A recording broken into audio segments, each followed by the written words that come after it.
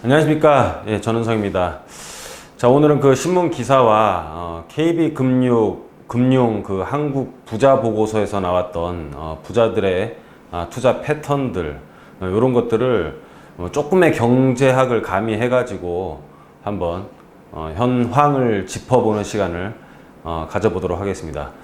자, 2년 동안 뭐 부자들은 부동산에 투자했다라고 이제 기사가 뜨고 하는데, 자, 부자들, 자, 어떤 사람이냐면 여기서 우리나라에서 말한 부자들은 금융자산을 한 10억 정도 갖고 있는 사람들을 얘기를 합니다. 자, 그래서 이 정부 단속 앞둔 서울 아파트 시장 매물 없어 부르는 게 값. 자, 정부 경고에도 아랑곳 않는 서울 아파트 시장 부르는 게 값이라는 이제 기사들이 이렇게 뜨는데, 자, 이런 현상들, 매물이 없고 왜 부르는 게 값인지 이런 현상들을 한번 살펴보도록 하겠습니다. 자, 희소성의 극대화가 된 거 아니냐. 자, 희소성이 극대화됐을 때 사회적으로 일어났던 현상들을 한번 살펴보도록 하겠습니다. 자, 가해금지법 옛날에 있었죠. 이제 전두환 대통령 때 그 가해금지법이 생기다 2000년도에 이제 과외라는 게 이제 뭐 금지를 하다가 이제 다시 풀어줬었는데, 과외 금지하다 보니까는 과외 숫자는 줄어들었지만 굉장히 고액 과외가 탄생을 하게 됐죠. 이런 애들이 우리나라에만 있는 게, 그러니까 이게 인위적으로 막 금지를 하고 못하게 하면은 이런 돌연변이가 탄생을 하는 거예요. 그 옛날에 또 어떤 일이, 뭐 미국 같은 데는 1920년대 술을 못 먹게 했습니다. 술을 못 먹게 하다 보니까는 뭐 술을 먹으려면 굉장히 위험을 많이 부담을 해야 되죠. 술을 만들지도 않았죠.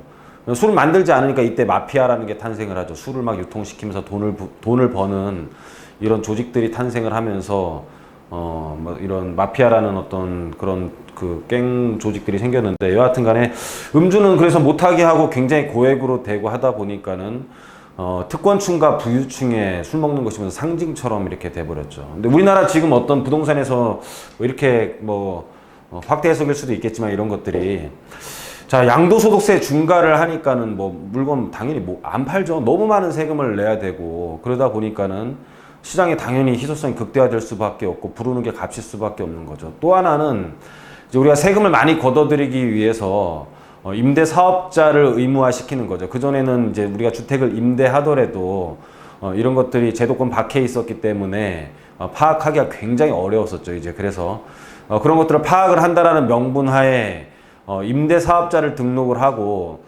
임대사업자 등록을 하면 안정적인 임차인들을 위해서, 임차인들이 안정적으로 거주하기 위해서 임대사업자에 대한 기간을 우리가 의무적으로 두게 되죠. 이러다 보니까 임대사업자를 많이 양성을 하다 보니까 다주택자들은 다 어떤 그 종합부동산세나 여러 가지 개인 거주자 주택 양도소득세 이런 것들을 우리가 보장받기 위해서 이 매물들을 임대사업자 등록을 하고, 거기에 대한 의무기간 때문에 시장의 물건들이 사라지게 되죠. 그러다 보니까는 가격들이 굉장히 많이 지금 올라가고 있는 원인 중에 하나라고 파악이 됩니다. 근데 왜 이렇게 과외 금지도 하고 술도 못 먹게 하고 뭐 이런 것들을 생기고, 왜 이렇게 부동산을 정치적으로 건드려야 하는 건지, 이 정치적으로 건들 수밖에 없는 거죠. 그렇죠?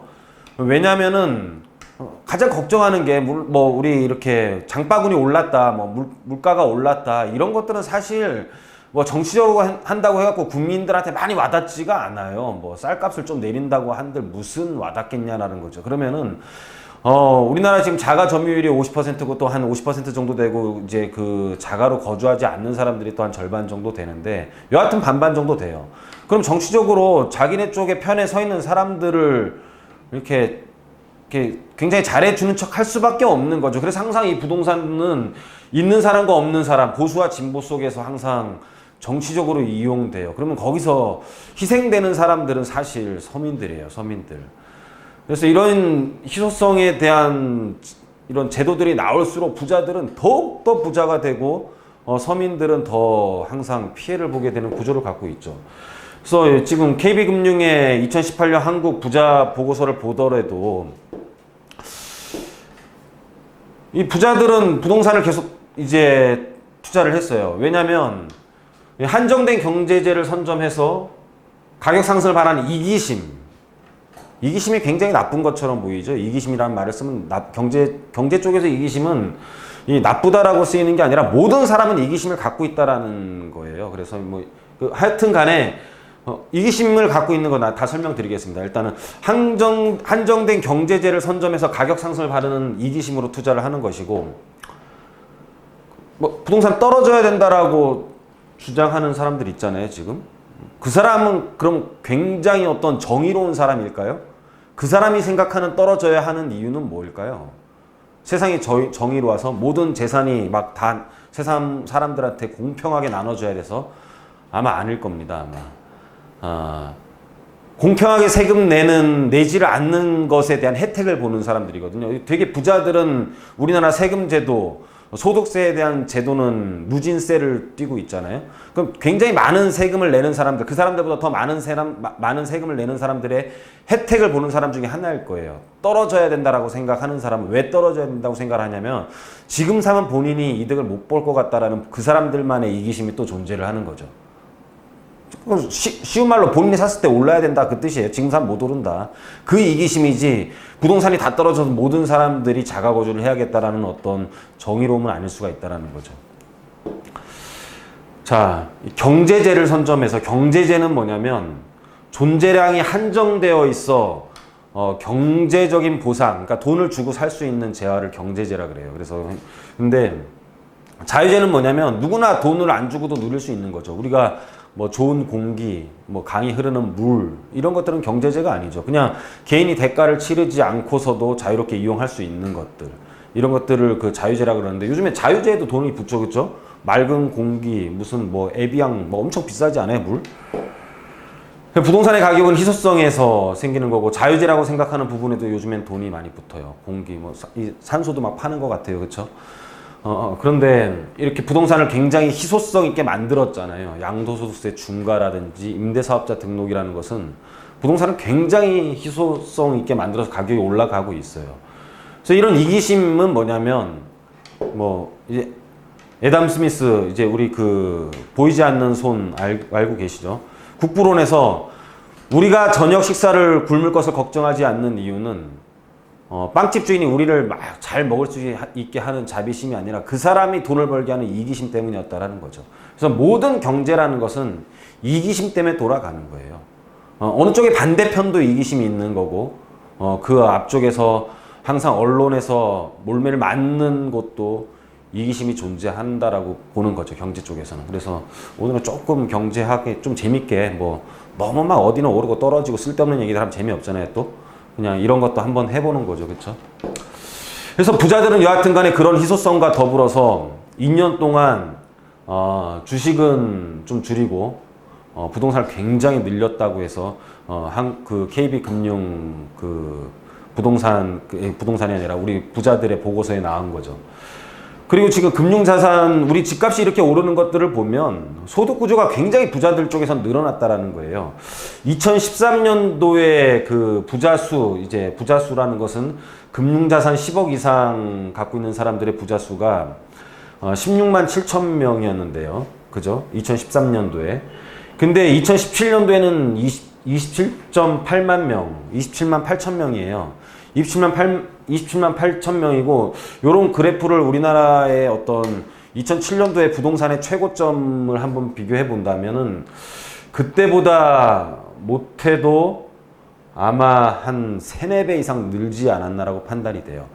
10억 이상 자산가들이 2007년도에 전고점이고, 그 다음 2008년도부터 우리나라 경기가 굉장히 세계적으로 안 좋았죠. 그때는 세계적인 부동산 금융위기가 왔기 때문에, 서프라임 모기지론 사태가 오면서 리먼 브라더스 사태가 오면서 어떤 세계적인 금융위기를 겪었는데, 그때로 거슬러 가보면 아마 10억 이상의 자산가들이 한 적어도 4배 이상은 늘었다고 보는 거죠. 그럼 4배 이상 늘었으면은 그런 고가주택이 당연히 늘어나는 것도, 돈을 많이 주고 사람들이 살 수 있는 사람이 4배가 늘어난 거니까 당연히 고가주택이 늘어나는 게 맞는 것이고, 고가주택이 늘어나는 만큼 서민들이 살 수 있는 주택의 폭은 또 줄어들 수밖에 없는 거고, 피해자는 고스란히 이제 서민의 몫으로 가는 거라고 보시면 될 것 같아요. 그래서 부동산을 굉장히 많이 늘렸다라고 보시면 될 것 같습니다. 뭐 여러 가지만 조금 뭐 경제적인 부분도 좀 설명드렸지만은, 뭐 이런 것도 경제적인 측면이라고 보면 될 것 같아요. 경제적인 것들, 뭐 효과를 굉장히 많이 보는 것을 경제적인 거라고 하잖아요. 부자들도 부동산을 늘린 것은 현행 제도에 맞게 더 많은 효과를 보기 위해서 부동산을 늘리는 거죠. 무슨 뜻이냐면 부동산을 잡으려고 하는 정책을 쓰고 있는 것 같지만은 부동산을 갖고 있는 것이 훨씬 더 효과적인 정책을 쓰고 있다라고 부자들은 판단을 한 거예요. 여러분들 투자도 어떻게 해야 되느냐. 경제라는 건 그런 거죠. 투자라는 것도 그런 거고 경제적인 투자라는 것도 훨씬 더 많은 효과를 보는 것을 우리가 경제적인 방법 뭐 이렇게 참 경제적으로 했다 이런 말도 쓰잖아요. 그런 것처럼 경제적인 부동산 투자 방법도 이런 거죠. 과수원옆 양봉장 같은 곳에 투자를 해라. 양봉장은 내가 돈을 들인 게 아니죠. 그렇죠? 과수원은 내가 돈을 들인 게 아니죠. 나는 양봉장에만 돈을 들였지만 옆에 과수원이 막 있어요. 그러면은 나는 그 사람에 대한 효과를 보는 거죠. 그죠? 이 과수원을 갖고 있는 사람이 너 나 때문에 이 꿀이 많이 생산됐으니까 꿀값을 나한테 일부 달라 이렇게 말 안 하잖아요. 그냥 그 혜택을 보는 거예요, 우리는. 그래서 투자를 하더라도 이런 경제적인 투자를 해야지만이 경제적인 투자를 안 한 사람들보다 내가 더 많은 부자가 될 수 있다라는 거죠. 그래서 대규모 발전객이 있는 곳 옆에 투자를 하면 굉장히 간단해요. 그냥 요 논리만 좀 갖고 있으면은 요즘에 의해서 뜨는 곳이 뭐 대표적인 곳이 이제 뭐 용산이겠죠. 용산은 정말 개발지이면서 개발지 주변에 막 투자를 하는 사람들이고 직접적인 개발 안에 들어가 있는 곳은 아마 여의도가 되겠죠. 여의도에 있는 소유자들. 여의도는 주변이 효과를 보긴 좀 힘들어요. 왜냐면은 지리적인 부분이 그 섬이라는 섬이잖아요, 섬. 그쵸? 어릴 때 제 친구가 여의도 뭐 광장 아파트 사는 애가 있었는데 엄청 부자라고 잘난 척 하길래 섬에 사는 새끼가 막 내가 이런 적도 있는데. 여하튼 간에 그 대규모 발전객이 있는 곳에 옆에 투자를 하는 것이 되게 좋은데 이런 것들에 대한 숨은 것들도 굉장히 많아요. 숨은 것들도 굉장히 많고 이런 것들은 차차 저희랑 뭐 또 상담하고 또는 제가 나중에 뭐 공개도 하는 시간을 가지도록 할 거예요. 그래서 뭐 투자 상담도 필요하실 거고 또는 저희 거 계속 구독해 주는 게 좋아요. 계속 구독하다 보면 이런 투자처도 저희가 공개를 할 것이고 투자 공개되면은 이거 공개되는 순간 빨리 들어가면은 여러분들 선점할 수가 있고 공개되는 시간이 길어질수록 2차적인 수요자들이 막 들어오고 하잖아요. 그죠? 좀 잘렸네요. 이거 다 보여드리려면 이렇게 하면 되겠죠. 그죠? 이제 다 나오죠. 그래서 796에 1800 다 나옵니다. 그래서 여러분들이 저희랑 계속 구독하기 눌러주시고 하면은 저희가 일부 투자하는 방법과 투자를 어디다 해야 되는지까지도 빠르게 이거 저희 구독한 사람들만 빠르게 볼 수 있을 거 아니에요. 그래서 또 오늘은 이제 오늘 현재 나온 언론들과 그렇게 되는 경제적인 상황에 대해서 한번 좀 설명 시간을 가졌어요. 자, 어떻게 여러분들한테 유익한 시간이 됐는지 모르겠습니다. 자, 오늘은 여기서 마치도록 하겠습니다.